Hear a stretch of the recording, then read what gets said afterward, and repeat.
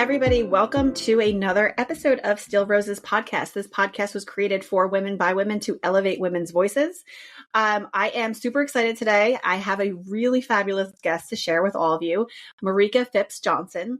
Marica is basically this vibrant light, and she's going to tell you her story, but she is all of the things. She is a female entrepreneur, survivor of domestic abuse, mom, life coach. She wears all the hats, and she is the CEO and founder of Battered Not Broken. So Marica, welcome to the show. Thank you. Thank you for having me here. I was honored when you reached out and asked me to come. So thank you so much. Oh, it's truly my pleasure. Yeah, tell the listeners a little bit about yourself. They would love to hear your story. Do you have enough time for me to tell you all of the story? Because some of this stuff I can't make up. It's crazy. I am a mom first and foremost. I think before anything, I'm a mama. I'm a mama bear. I have 5 kids. 3 biological and 2 are my bonus kids. Have a husband. We have a dog named Kobe, a German Shepherd that drives me crazy. Just the normal family things. But beyond that, I am a survivor of domestic abuse. And it's funny because when people ask me a little bit about who I am, so long that has become part of my identity. Right. So sometimes I try to step outside of that because I am so many more things outside of this survivor, CEO and founder of Battered Not Broken. But at the same time, it's hard for me to find myself outside of that because now it's just a part of my identity and my DNA. So again, I am a survivor of domestic abuse. And I had been in several just dysfunctional relationships, but I think by far the most memorable is the one that I had with my ex, which is I don't even like to call him a father, but he is the bio of my youngest daughter. Mm-hmm. And I met him at a time. I met him in 2006, and I met him. I had a lot going on in my own life. I had just lost my grandmother. I was struggling with stuff at my work. I'd lost my cousin too. Like, it was just a crazy time going on in my life. And so when I met him, I kind of, I clung on to him, right? So I'm okay to say that I was clingy, right? I was kind of like, I'll tell you all my secrets up front. Like what shall I say? He didn't shy away from that. So very early on, we just clicked and things went rather quickly. And I actually hear that story from a lot of women who have been in similar relationships where they say it just happened like really fast and it just swept me up off my feet. And like my parents loved him. And, whereas with my 2 older children, the father wasn't present. So having this man that did come into my life and was like really trying to invest in my kids and myself, it was like, this is perfect. This is just too good to be true. And then at some point it was too good to be true. I got pregnant really quickly with Maya, my youngest daughter. And I mean, like really quickly, like within the first month that we met. And so now I'm locked in. Right. But it's crazy because as soon as I locked in, that's when I started seeing those signs. And I started, like the flags were there. They just weren't as bright, but they were there. Right. He had told me that he had lost a child before, and that they had said that he had killed the kid. And so little tiny things started to just go off for me and fire for me. And it was the worst pregnancy I'd ever had. It was horrible. Like, and my other 2 pregnancies were by myself. 3 pregnancies. I've carried 4 children, but it was horrible. It's almost like once I got pregnant, he started treating me worse. And so it wasn't physical, but it was very much emotional. And then at the time, I didn't know what emotional abuse was. I just went along with it, right? And now at this point, I'm locked in because I don't want to have another child out of wedlock, so I'm going to stick with it. And And so I think at some point he moved in and had the baby, of course. And Maya was about 18 months, I'd say, 18 months. And the first time he had become physical with me was the day after Mother's Day. And this particular year, he had just lost his mother. So the household was struggling, right? Like he was emotional. It was a lot. But it turned out to be one of the best Mother's Days, right, that I had had at that time. And the next day, he called me. We were fussing on the phone about something. I don't even remember what it was, girl, because like we fought. So it was it was horribly dysfunctional. Like the arguments ran together. And we were fussing and fighting about something, and I hung up the phone on him, and he comes home, and we had dinner left over from the night before. So I'm now making my plate, making my daughter's plate. I have another daughter that was home. She was 7 at the time. And we're just going through our routine, and he comes in and he's just yelling and cussing and fussing. And I'm like, leave me alone. I go to my room, shut the door, and he kicks the door open. And I'm holding my baby and I'm holding my plate. And he comes up and grabs me up by my throat and tosses me against the door, the wind, the wall. I'm sorry. And I'm in shock because because just because, right? Like this has never happened before. My baby's on the floor crying. I'm just like, what the hell? So immediately he starts to apologize. And I'm like, keep your apology. Just get out, right? So I'm upset. So then he's like, okay. So then he starts fussing back at me. So we're cussing, we're fussing. My youngest daughter, who happened to be on the phone with my mom, uh, was like, well, grandma, they're really fussing and fighting. Like, you need to come. And my mom is like, it's okay. Like, they do that all the time. Like, let's just, so my mom is now trying to console my oldest daughter, having her read a book or something, I think, while we were fighting to keep her. And she said, no, grandma, like, I think this is really different. Like, I really think you need to come. And at some point in the middle of us going back and forth and fussing and fighting, he pushes me down the steps. And the last thing I remember was seeing his foot over top of my face. And I was going to say, you better not kick me. And that's all I recall. Like, I don't remember anything else. When I did wake up, I was in the hospital. Apparently he, trigger warning, but apparently he had kicked me multiple times in my head and body. And so I endured subdural hemorrhaging in my brain. Thank God my mom came. I often call my Lexi, that's my oldest daughter. She called my mom, and that call saved my life. Yeah. Because I don't know what would have. I mean, I do know what would have happened. I wouldn't have been here if it wasn't for her. And the girls watched while he did that. Like they watched him do what he did in front of my daughters. And as you can imagine, that's literally got both of my girls still at 22 and 17 still in therapy today because of that. And girl, the crazy part is I took this man back. I took him back. I kid you not, almost a week later. Like a week to the day almost later, took him back. Helped bail him out of jail. I defied my own protection order that the judge gave me. It was tough. It was like me and you were just talking about just feeling out of sorts with this solar eclipse. That's how I felt. I felt like I was watching myself on the outside. Like I knew what I was doing wasn't the move. But I think when you are addicted to a person, the same way that people are addicted to, substances, you don't see that. And I remember my mom just telling me, she said, I looked at you and I could see right through you. Like you weren't even really, you weren't really you. there.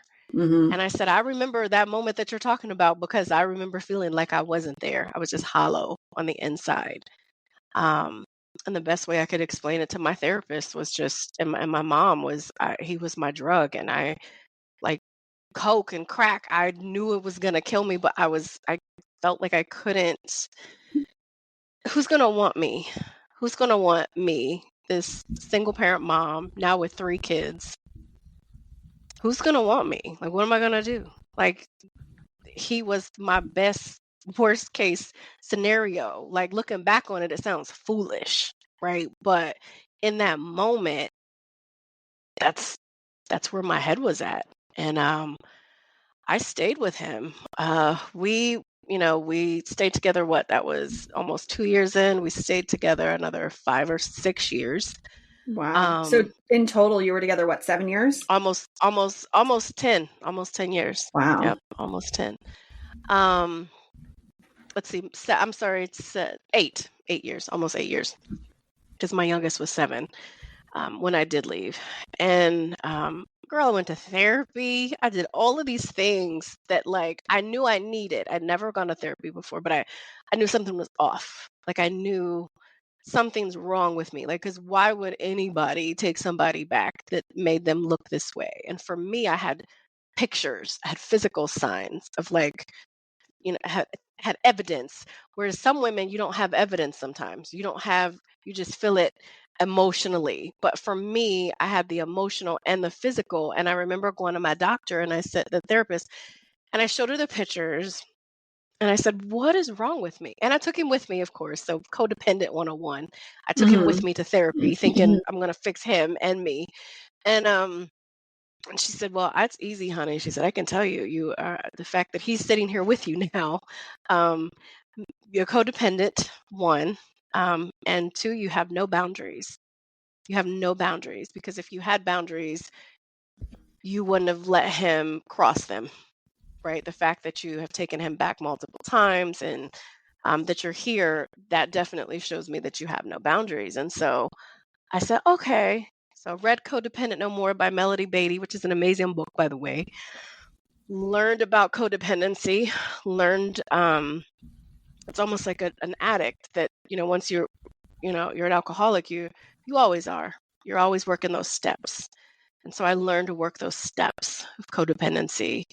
Um, Started setting boundaries, felt like, okay, I'm gonna do this. And then, I kid you not, it's hard to heal when you got the same thing with you. Let's take a quick break. Are you interested in podcasting but not sure where to start? My name is Jenny Benitez, and I'm here to help guide you through your podcast launch and maintenance. Check out the link in the episode description for Podcasting Unboxed, your comprehensive startup guide. I am very excited to work with you.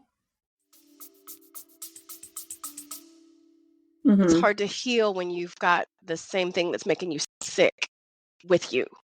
And so I got to a point at the end of those nearly 8 years that I was like, okay, this cannot be my forever. Like, this can't be it. I had gone through antidepressants, and I was just at a really, this relationship was taking me out, and I just felt like I needed something to change. So I decided to leave. Um I don't know. I think one day you just wake up and you're like, is this it for me, or is there something else? And then that's when I started saying, okay, this isn't going to work. And so, of course, we still live together, and he's like, now making all these changes. Like, he's giving me flowers, and he's like writing love notes, and like doing all this shit that's like all the stuff I wanted him to do. Now you're doing it. And so I'm confused. I'm like, okay, so maybe this is the one time he's going to get it together. And then what if I walk away this one time, and this was the time? So I'm torn. People ask women, like, why do you stay? It's not that easy to walk away, especially when you have someone that you love, someone that you're invested in, and you have the potential. I always tell people the reason I stayed was the potential. I felt like he had potential. I felt like we had potential. And, well, boy, that potential can cloud the hell out of your judgment. right? Like it just it can cloud everything. And but I was staying strong. I said I'm leaving. I'm out. And the thing I didn't know is that abusers have this relationship with power and control. And when they feel that they're losing it is when things can start to go left.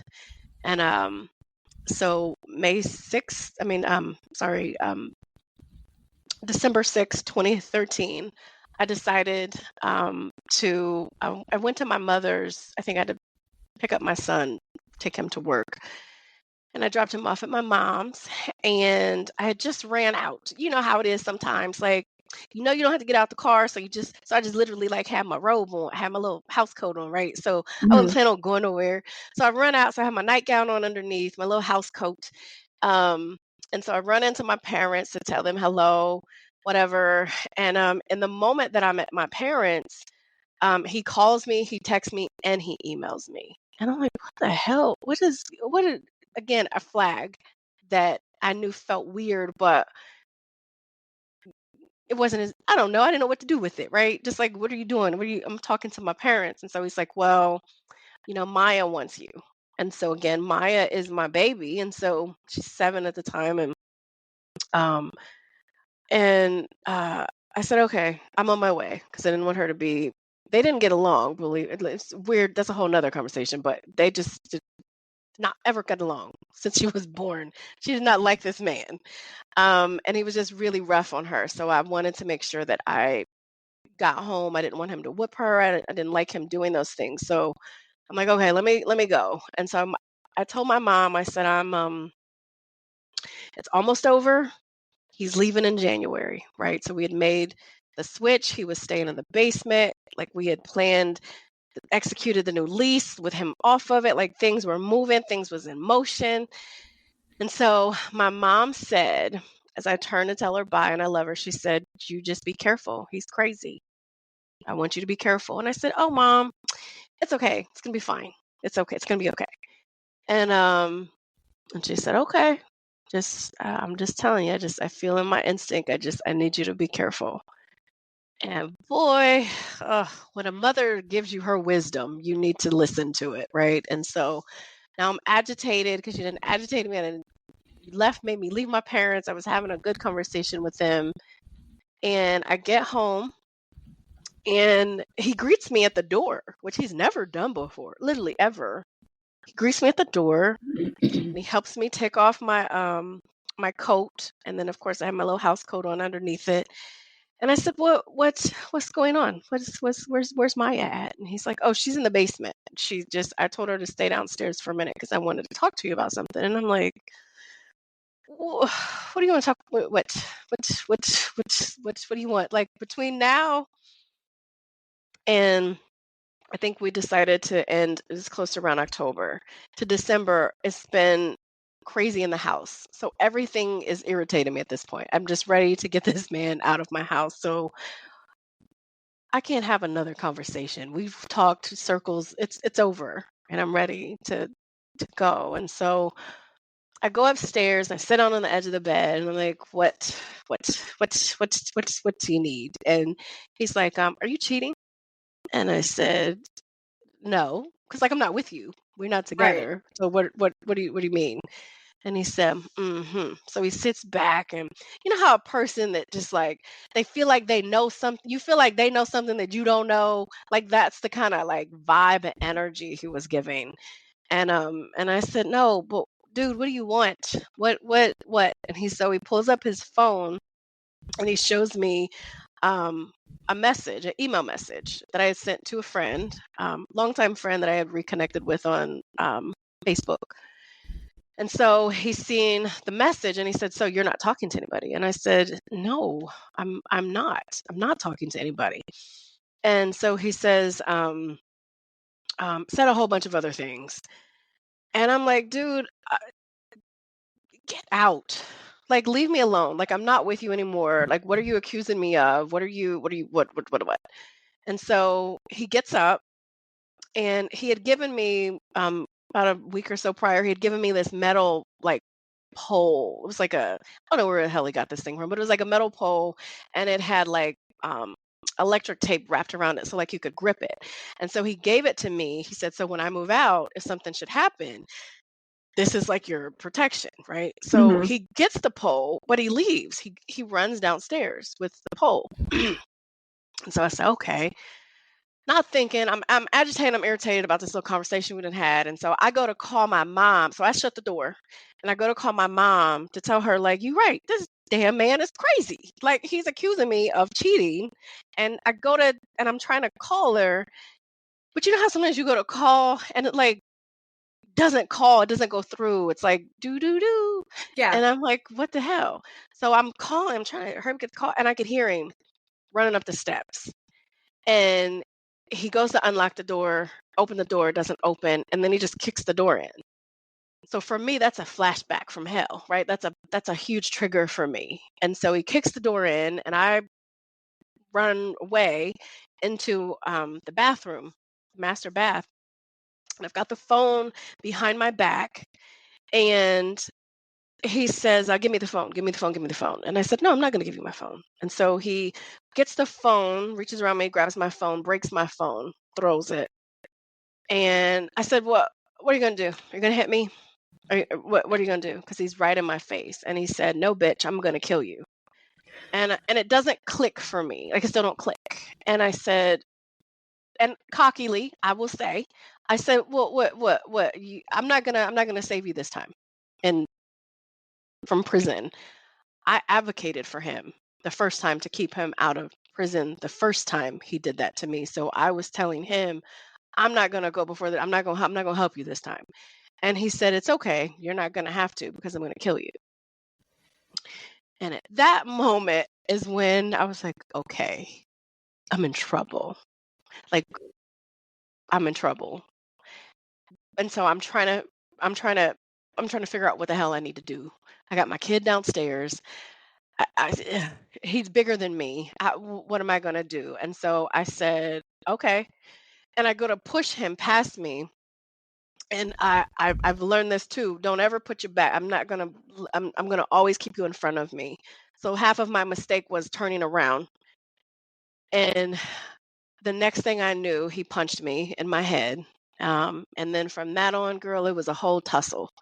He literally tried to make good on his promise of trying to kill me. And I don't know, you name it, he did it. He strangled me. He hit me in the head with the lamp. And so I'm worried now that he's gonna like try to rape me or something because I've got this nightgown on with nothing underneath, right? So I'm flailing all around here, and so I'm like, okay, what is he gonna do? And at some point, he has me more trigger warnings. He has me on the floor, and I'm face up, and I'm real close to like um, the side of the wall, and so I'm already claustrophobic. So I'm feeling wedged in here, right? So he's over top of me, straddling me, and he's strangling me, and I'm screaming to him, and I'm trying to beg him, and he said, you should have thought of that before you sent that note, right? So he's talking about just communication, Facebook shit that he's found on Facebook. And so I'm like, the, he's jealous over a message that I sent someone. Like, this was his thing, and that's what he kept chanting. Like, you should have thought about that before you sent that message. You should have thought about that. And so in between my gasp, I'm begging him to please don't kill, please. And so I feel my legs starting to literally go numb. So I'm feeling like, okay, this is it. This is it. And I'm literally laying there and I'm thinking, this is it. This is the way I'm going to go out. This is it. And I'm almost like I'm agitated and I'm pissed because it's like, okay, I finally have found my way out of this relationship. Life is starting to seem good. And now this is it. And it's like, if you've ever talked to anybody that talks about like near death experiences and how their life flashes before them, that is true. Because I'm thinking of my mom. I'm thinking about this is going to take my mom out. We had just literally lost my aunt and my uncle that same year. And so I'm like, this is going to kill my mother. I think about my daughter coming upstairs, my 7-year-old coming upstairs and finding me. I'm thinking about ruining Christmas. Like, I'm thinking about all this stuff. And at some point, I felt like my last resort, which I know shouldn't be your last, but it should have been my first, was like I just screamed, Jesus, Jesus, Jesus, Jesus, literally 3 times. And it was like at that moment, he heard me and I had enough energy, right? It wasn't like this miraculous thing, but it was like it was like I had enough energy in me, enough air, because at this point he's strangling me and I can't breathe and it feels like I've ran a marathon. So I'm out of energy. But in that moment, I felt like, okay, I've got enough energy to get this man off of me. So I managed somehow to get him off of me. And I get him off and he's standing over top of me and I go to kick him in his private parts. And I think I hit him because that pissed him off. And he grabs me by the top of my hair and pulls me up. And I can't tell you what that felt like. It hurt like it hurt a lot, to the point I could feel when you could my hair was ripping, right? So at this point I'm like, okay, let me try to help him get me up, right? Because at this point he's pulling my hair out my head. And so he pulls me up and he slings me across the room, the bedroom. And my head hit the edge of the bathroom door frame just the right way, just the wrong way, however you look at it, and it split my head open. Oh my God. Literally like a knife. Just that it was the perfect storm from the impact of how I hit it and the part of the door that I hit. And I start feeling, I don't have I wear contacts and glasses, and so I don't have anything on. It's dark in the room because remember he hit me in the head with the lamp, so now the light is out, and so I can't see, but I feel all this like warmth. I feel like this thick stuff, and it doesn't occur to me that's blood, right? And so I'm like, I don't feel my adrenaline, I think, is so moving so fast I can't, Yeah. you know, feel the pain. But I feel like I gotta get out of this room. And so you would think he'd be like, oh shit, let me leave her alone. Oh no, he kept coming for me. So he comes back, comes over to the door, grabs me by my throat again, and he's now strangling me from behind. And in front of me was like one of those, the mirrors, like the full length mirrors that you get from like Walmart, like full Yeah. body mirrors or whatever. That's in front of me. And so I feel like, okay, if I can get this thing and I can push it, flip it behind me. And I did. I finally found a way to reach forward as he's strangling me, and I flip it and I hit him over the head with it. It breaks, glass goes everywhere. He takes his hands off of me. But then I'm like, oh shoot. What if he tries to stab me with one of these pieces of glass? I'm like, okay, so let me hurry up, get to the steps. And it's funny that I'm thinking this, as I'm saying it, but there wasn't that much time. This is literally all within like less than 60 seconds. This is happening. I get to the steps, and maybe the second or third step, he's on top of me. And now he's pulling me by my hair, which, remember, some of it is split. Like he split me to the middle of my head. So he's pulling that part of my wound and my head down the steps. And we get towards the bottom and he slings me to the front door, slings me into the door. And I can see now the blood because my head hit the door or whatever. And I'm like, okay, so this is serious. And so I'm like, please just let me go. Please don't kill me. Please let me go. Please, please. And so he has me like in the corner of the door frame of the front door. And he rips my nightgown off of me. And I know I have kids with this man, but that's a very vulnerable feeling. I'm feeling very vulnerable right now. And at some point, it's literally like somebody said cut, like it's a movie, and somebody said cut because he backed away and he stopped. And he ran to the basement, which was right around the corner. I heard him open the door. He runs down the basement. I go to run out the front door. Um, that mother's intuition, my life, my life intuition took over my mother's at that point. And I opened the door. It was the first snowstorm that we had had. So there's about a good 2 inches now since I've been home, 2, 3 inches of snow. And I run out that door with nothing on, and I run next door to my neighbor's house. And I'm banging on the door. It's about 11:30 at night, and nobody comes. And something just says, "Try to open the door." And God made sure that that door was unlocked for me. Their son had went out earlier that night, and he forgot to lock the door. And so that's the only reason why that door was open. And I run in, and of course I'm screaming, and my neighbors. I mean, you got this this woman, this black woman, showing up, looking the way that I look, and they're just like, "Wh- what is What is happening? Yeah. what is going on?" And so the neighbor can't figure out how to open up her son's phone because the son's phone was sitting there. And so I know that whether you can unlock a phone or not, you can still always dial 911. So I dial 911, tell the police what's happening, tell the operator what's happening, that my daughter is still in the house next door.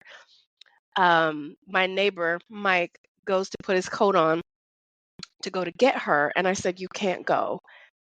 I knew that he didn't like Mike. So I don't know what is going to happen. So like I couldn't, as much as I wanted my baby, I didn't want to send him in that either, to, you know what I mean? And so I managed to call my mom because 911 took forever to get there. I mean, the ambulance took forever because it was a snowstorm at that point. And so um took them forever to get there, but my mom and the ambulance get there around the same time. They found my baby. She was in the basement underneath a blanket. Um, and when the police come in, they have guns drawn. So that's what she's seen when she looked out of that blanket, was guns pointed at her. So again, you can imagine why the poor kid is still in therapy today. But he didn't hurt my baby. What I do understand is that he had gotten a gun. She said he had reached down in a bottom. She said, "I seen him. He had reached down in a laundry. It was a laundry basket of something, and he pulled something black out, Mom, and he ran upstairs." And so we later found that was a gun. And I'm happy, number one, that I made it out and that he didn't hurt my daughter, because sometimes you hear people doing things like that, or murder suicides or different things. And girl, when I tell you, that has been that was what, 2013, and it's now 2024. And it is, I'm a hell of a lot better than I was then, right? I've had surgery, I've had plastic surgery, I've had things to make that better, but it's the inside surgery, that inside work, that has been a hell of a journey. It's been trying to find forgiveness, which I have, right? I had to find forgiveness for him. I had to find forgiveness for myself. Um, I had to, I didn't find out until after the fact, but he was cheating on me with my best friend, my former. I used to say best friend, and somebody stopped me one day. They were like, "Wait, that was not your best friend." So like my former best friend. So come to find out, they had been together, and they got married like about a month or so after that assault. They got married. And so trying to forgive her, trying to forgive him, trying to um just understand what abuse was, because I didn't even really understand that I had endured or was enduring abuse before he ever put his hands on me. I didn't know what that was. I just felt like something was off. Something like, this is different. This is different than any other relationship. And I didn't know what narcissism was. I didn't know what codependency was. So it was educating myself about the trauma that I had gone through, and then trying to figure out, how did I even get there? How did I meet him? How did I allow myself? Remember, I told you I was clingy at the beginning. So like, how did I even allow myself to to meet someone this way? Like, what did I do to make me such a target, so to speak? And so trying to just doing the work of figuring out what um great book. Another book I've read is What Happened to You. So trying to figure out what happened to me along the way, right? So I do struggle with abandonment issues. My biological mother went to prison when I was little, a baby, and so I was raised by my great aunt, which is my mama. That's my mom, but I think there's still a lot of stuff that you unpack there, right? So always felt like I was being left. And so I'm going to cling to people because I'm not going to give you the opportunity to leave me, or I'm going Mhm. to leave you first before you get, like, it can go either way, right? That that dysfunction within ourselves. And so just, girl, trying to do the work, trying to do that work, and it's still a work. It's still a work in progress. Your story, I didn't want to interrupt you while you're going, because your story, it's the part that was wild to me, because the whole thing is wild, but Mhm. when you said everything that I'm saying happened in less than 60 seconds, Mm. that's actually what, like, it took my breath away. Because it sounded like a movie you were explaining. Like, it's Mm. crazy to hear it, because I have never experienced it. So I have a understanding that this happens, and I know that this happens, but to hear this and to have you sitting in front of me. So thank you, firstly, for Thank sharing you. what you went through with me Thank you. and with the listeners, because this is not something that I think anybody talks about. So whether it's emotional or physical abuse, the shame typically Mhm. is going to be felt by the woman. And we're going to Absolutely. internalize it and say, like, well, you're going to try to rationalize what the Mhm. person is doing. Oh, they're just freaking out because of this. Or Mhm. they're being really, like, possessive because they were in a bad past relationship. We'll fix it, the more we're together. Mhm. And there's a lot of that happens that all of us do. Like, Mhm. I, in my younger years, was highly codependent. Mhm. And it took many years of therapy to break that cycle. And the only reason why I did that is because I had gone through, like, so many bad situations that I was like, Mhm. if I had a moment of, if I don't stop this now, I'm going to die, or Mhm. I'm going to have this life that I don't want. And then what is that making of me? Like, what kind of life am I going to have if I continue doing what I'm doing? And so I did all this intensive work for a few years, Mhm. just trying to figure out, like, me as a person. I want to, like, hold on one second. You had said a couple Okay. things that I want to, like, go back to. So, Okay. where you said, like, the flags were there, Mhm. but they weren't as bright. Mhm. I thought that was a really impactful statement, because that's another area where I think women will ignore something on purpose. Mhm. Mhm. And so your gut instinct immediately will tell you, like, and ladies, everyone is listening. I want you to hear this, because this is, like, really crucial. Your instinct is there for a reason. When you Absolutely. have that feeling in your belly or in your chest or wherever it is that you get that feeling, Got to listen to you it. have to listen to it. It is there for a reason. There's a Mhm. barometer inside of you that's telling you there's danger in this situation. Don't ignore that. That little you say two things to piggyback on that. So it's like The Gift of Fear. I'm just all these books I love. So The Gift of Fear, I don't know if you've ever read that, by Gavin DeBecker. Mm-hmm. Um and it's literally where he's talking about the gift of fear, right? And not to give too much away, but he starts the book out with a woman, trying to carry her groceries upstairs.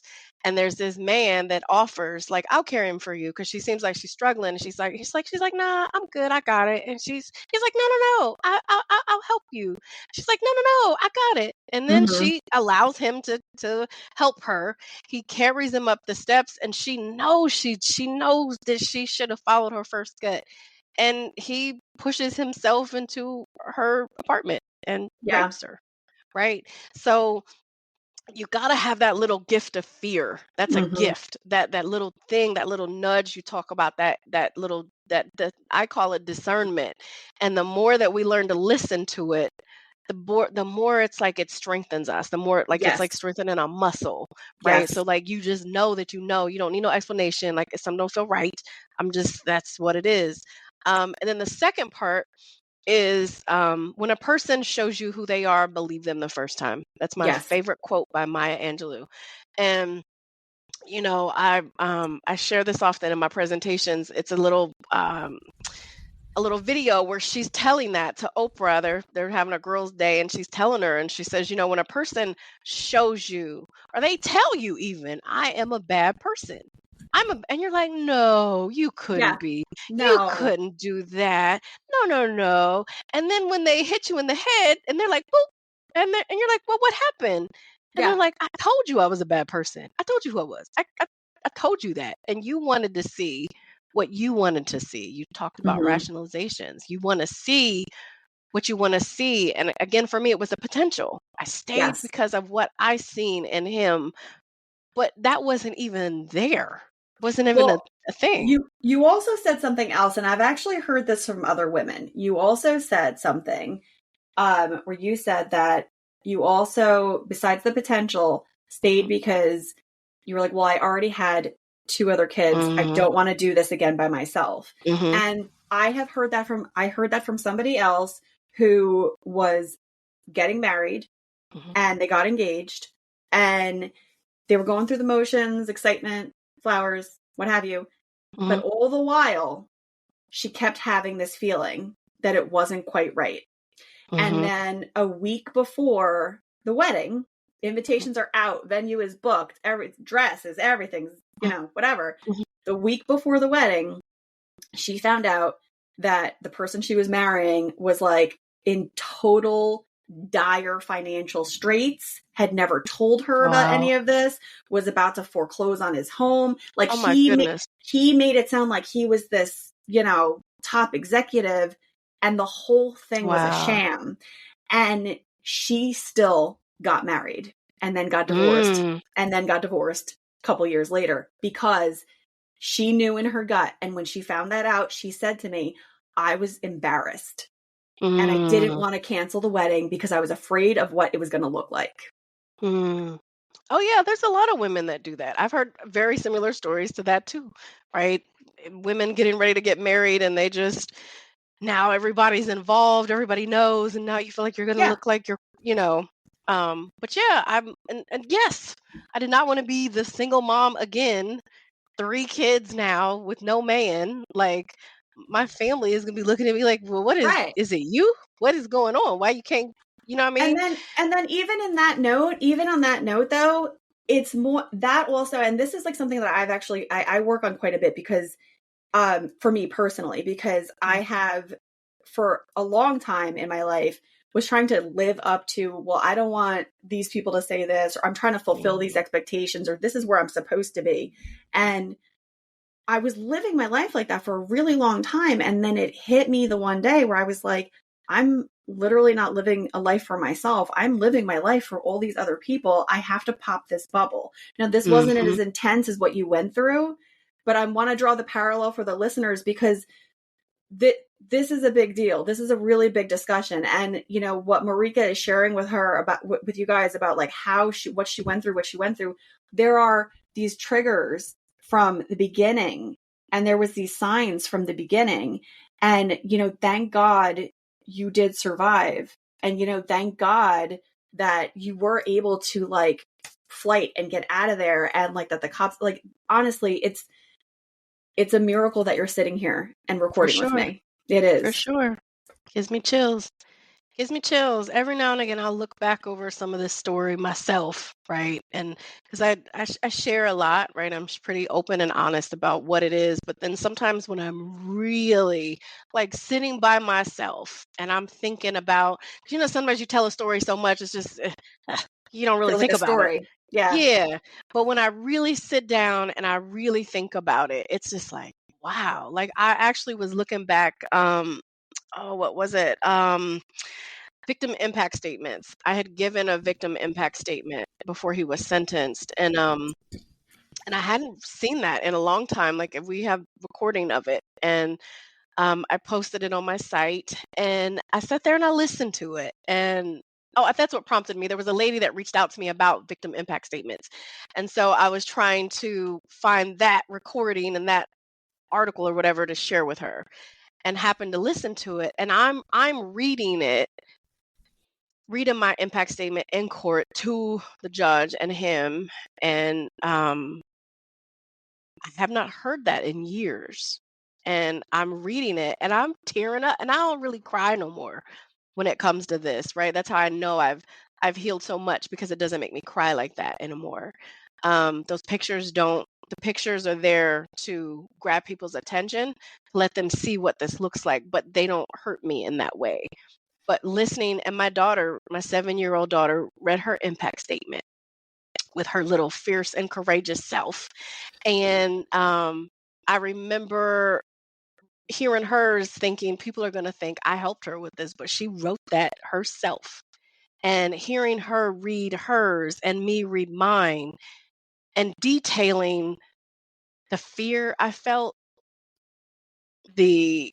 all the things me and my children had to go through, that is what took me back to a place, that trigger for me, of just how crazy this situation was, and how, so it doesn't get me often, but going back sometimes is like, I am doing good to be here, like, by the grace of God, right? Yes. But that's where Battered Not Broken came from. I felt like when they got me in that ambulance, this second assault, I told you, I thought I was done. I thought I was sure as good as dead. I knew it. I felt it.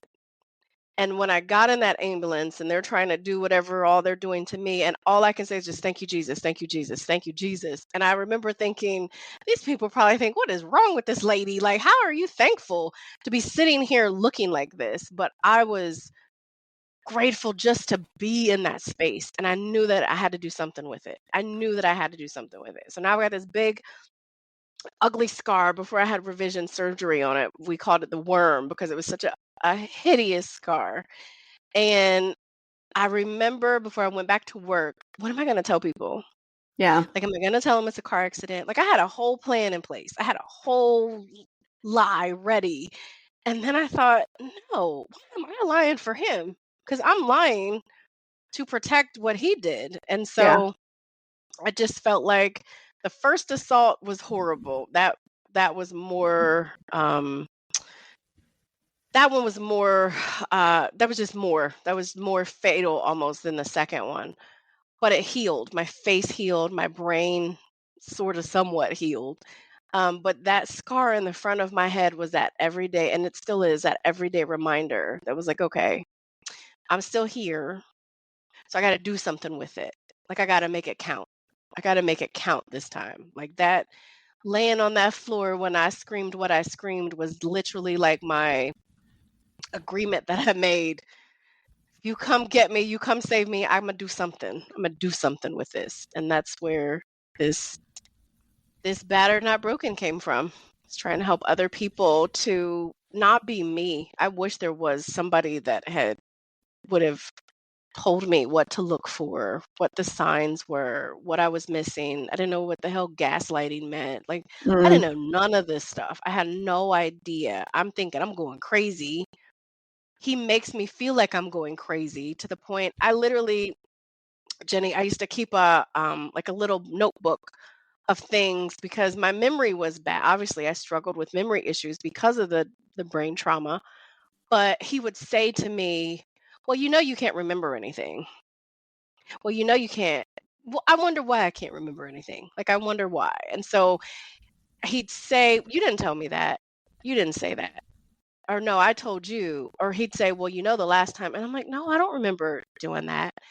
And he would be gaslighting the hell out of me, right? So Yeah. that's where me trying to keep this little book came into play, because I can't figure out if this is real or if it's not. Or so, you just living in a relationship like that, living in a toxic environment like that, makes it hard for women to leave Yeah. because I can't trust Well, my own judgment at this point. that's really like what I will say. And I want to point out here too, because the leading up to it. So, and especially for the listeners who are listening to this, the leading up to what happened. Mhm. And even after the first assault, he was undermining your sanity, basically. And he was Absolutely. planting these little seeds of doubt so that you would then be like, well, maybe I can't leave. Basically, really is Mhm. what it is. Mhm. Like Mhm. it's seriously a control. Like, I'm going to control this person. Mhm. And in doing what he did, he made you feel like you were the crazy person, and that, Mhm. like, well, you need him. And then even on top of it, you're layering on top of it, you were protecting him because there's a component there where I'm sure that you felt, Trauma bonding. That's what yeah, that's called. trauma It's a bonding. trauma I'm sure bond. you felt shame for what was going on. You were Yeah. probably embarrassed. Like, I'm like spitballing, but I'm going to assume Mhm. that, like, Mhm. you felt all this and you were like, well, I can't do anything about this now. Mhm.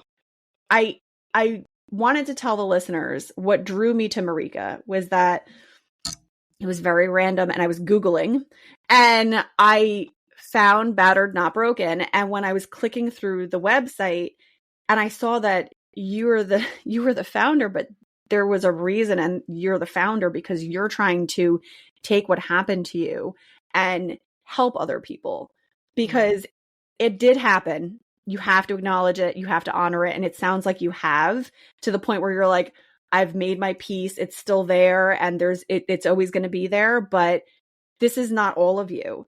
And Okay. I want to highlight that here, because for anybody that's in that scenario currently, or even if you're not in a situation where it's physical, but you do feel very mentally like that something is not right, you have to listen to that instinct, because you're telling yourself this isn't right. And Marica was right when she said, like, and that quote from Maya Angelou was like perfect. When a person shows you who they are, you have to believe them. Mhm. Like, and men are not real, like, fickle. Like, if they're showing you up front, like within a couple of weeks, like there's some offness here, or they're like really being possessive, or, all of a sudden you're like, people are seeing that things have changed. Like, there is a reason why we have all these barometers internally. It's because it's a self-preservation thing. Absolutely. It's amazing that you founded Battered Not Broken, and you took something that you went through like that was so horrible, and you turned it into something where you can help these other women address that, because I don't know the amount of resources out there, but I imagine it's not enough. It isn't. I think the number one resource is it's just the validation piece. That's its own type of resource and therapy in and of itself, is acknowledgement and validation, right? Just being able to, um, and not even just in abuse, just in people in general. People just want to be acknowledged and validated. Like, that is, I've learned that even as a coach, that is the most important thing ever. If you can just validate somebody, validate these feelings, validate what you're going through, what you're feeling, it's its own miracle saving drug in of itself, right? Just to know that I'm not going crazy, I'm not, and just to have that some kind of a support network. Some people do, and some people don't, right? And so I think that's where those resources come in at, or reaching out to, whether it's us or reaching out to the domestic violence networks and just different places where you have somebody to validate what it is that you're going through, aside from resources of helping you create safety plans and leaving. And one of the things I will say is, I didn't know that a woman is in the most danger when she does attempt to leave. I never knew that. Had I known that, I would have literally planned an exit plan a little more safer than I had. I just took him for face value. And my thing, silly me, he's already shown me who he was, Right. right? He's shown me what he's capable of doing. And somewhere along the way, I got comfortable again. I don't know what the hell was wrong with me. Like, I can look back on that myself and be like, girl, what was you doing? Like, you should have handled him like a grain of salt. Like, you should have been more. And I wasn't. I took it for granted. I don't know what I was thinking, honestly. But you've got to be smart about leaving. you've got to be really strategic, because once that person starts to feel that pressure of you leaving and them losing that control, that's when things get very dangerous. And he Yeah. felt that he wasn't getting what he wanted, and that's where that comes from. So you can't just leave. You have to think about it. Think about it, plan it in your head, and reach out and do some safety planning, whether you're reaching out to an organization that can help you. But there's a lot of things you have to think about before you just, yeah. And sometimes you don't have that either. Sometimes you got to just leave. So I don't know. I can say it can go both ways, right? Sometimes you do just got to go. You just got to Yeah. go. But then if you don't have to just go, and you're trying to work up the nerve, that's what I mean. Like, you're trying to work up the nerve and the courage to leave, start planning, leave here, leave in your head first. Yeah. Start leaving here first. It all starts there. And then you start making the steps. I think that's incredibly helpful for a lot of people, because you're right. You wouldn't even think anything of it. Like, well, it's just, we're going to end this. And it sounded like he was being cooperative up until that Yeah. point. So, but like, and that's the wild part with people that do this, and men who inflict violence on women, domestic abuse. It's almost like that hair trigger. You don't know what's gonna set them send off, them off. what's gonna happen. Like, you don't, and you're literally like walking on eggshells consistently all the Mhm. time. Oh, yeah, those eggshells were the worst. It's been some time, and honestly, I try not to even keep track, but he's been out for a couple years now. Um, he served 6 years. Honestly, he should have served more than that, but he got the almost six. It was like 5 years and 11 months or something. I don't know. It was very close. They let him out for some program or something he must have participated in, so he got a little time off of that. But and then he had to do community control, so like parole, for 3 years. And then, I kid you not, within the first year, the first 6 months, I got a letter saying that he wanted to be he was yeah, he had applied to be removed from it. And I'm like, wait a second, i'm I'm just trying to process him being out. That was a whole Oh, that was hard. That's such a That flaw. was hard. It's such It a is. flaw in our system. It's such It's a flaw in our horrible. system. It's horrible. They say, we do have rights as victims, but I honestly felt like this man had more rights than I did. Like, they continued. There were 365 pleadings, 18 continuances. So a continuance happens every year. So it was continued for over 18 months, right? So again, almost 2 years, actually. So I felt like he had more rights than I had somewhere along the way. It just seemed so freaking unfair. And now I think, and it was tough for us, like, especially, the kids, just trying to, our protection order had expired. We had a civil protection order that lasted 5 years. And a lot of that, he was in prison. Yeah. So, and so, he gets out, and it's just like, I'm praying to God, right? I knew his probation officer, so I had done things actively to stay involved. I had registered to make sure that I knew when he was getting released, and made sure, Hmm. like, do everything that you can. We wrote letters to the parole board. No, I don't think he should be off so soon. And for two of those letters, they um, granted it, but that last one they didn't, and they let him off, I think, almost a year early. And I was mad. I was pissed, because I felt like, what does it cost to just keep him on it? Make him Yeah. report every month and do whatever. Keep him on the straight and narrow. It would make me and my kids feel safer. And they took him off. And I cried for that. I don't cry often, but that one was tough, because my kids were afraid. They're like, Yeah. okay, what does this mean now? So that means he can literally come within a certain range of us.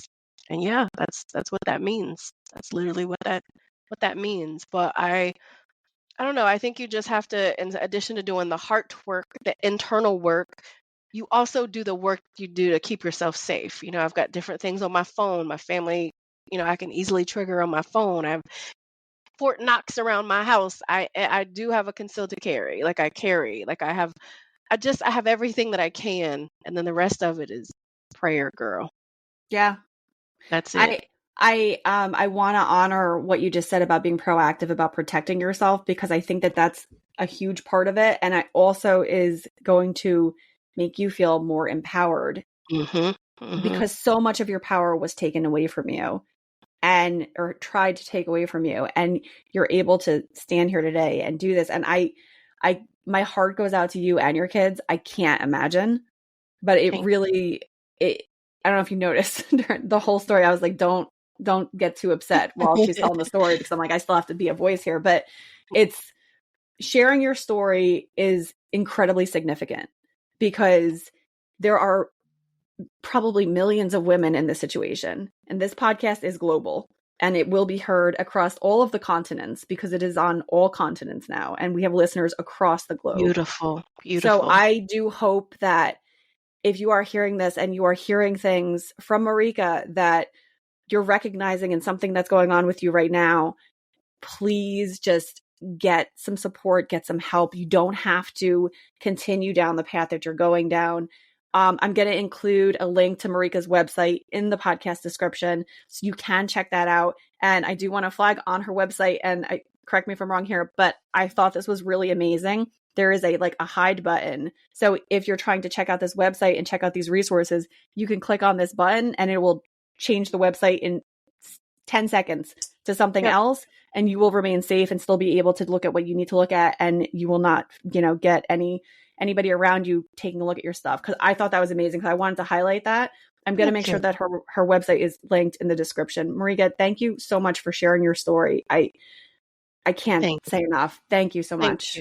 Thank you for having me. Thank you. We don't talk about it enough. We truly do not. And as you said, if you're feeling something in your gut, what you're going through is not what you need to be going through, and there's some changes that need to be made. Don't be afraid to be by yourself. I think that was one of the biggest things for me, is I was afraid to do it by myself, and you would be surprised at what you can do on your own. Absolutely. You don't need anybody to hold your hand. You don't need anybody. You'd be so surprised when you are put in a position of where you've got to do what you got to do. You do what you got to do. That's us as women. We're built that way. We're built to be able to withstand those kind of things, and to be able to, we work, have babies, we do all the things they do and some, right? While managing hormones and all the things our bodies are going through. Like, we are built for this. As they say, built for tough. We built for it. So women are powerful beings. We're the only beings on this planet that can bring life. We are the portal from the other world. So this is, Marica, thank you for saying that, because it's true. And so many of us get down on ourselves, and we let other people tear ourselves down, and we let other people tear down our power. And ladies, you have so much. There is so much.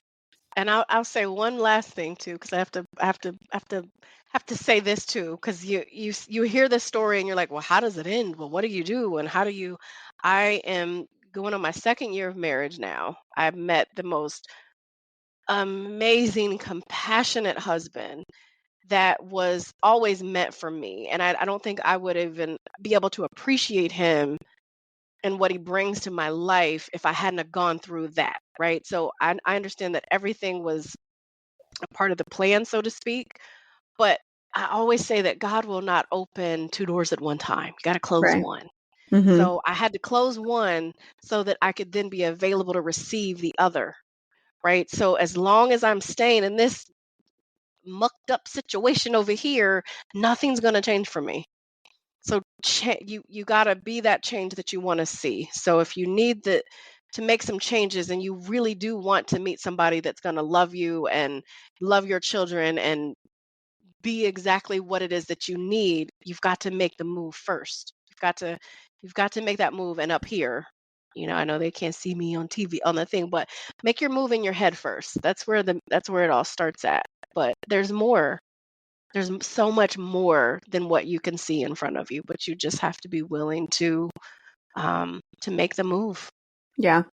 Yeah. 100%. Marica, thank you so much. Thank you, listeners, for sticking with us and for listening to this episode. I hope that if it found you, that you find some support and some help in it. If you are listening to this and you are thinking of someone else, share the episode with them. Just let them listen to it, with no context. It will help people. Thank you again, everybody, and we'll see you on the next one.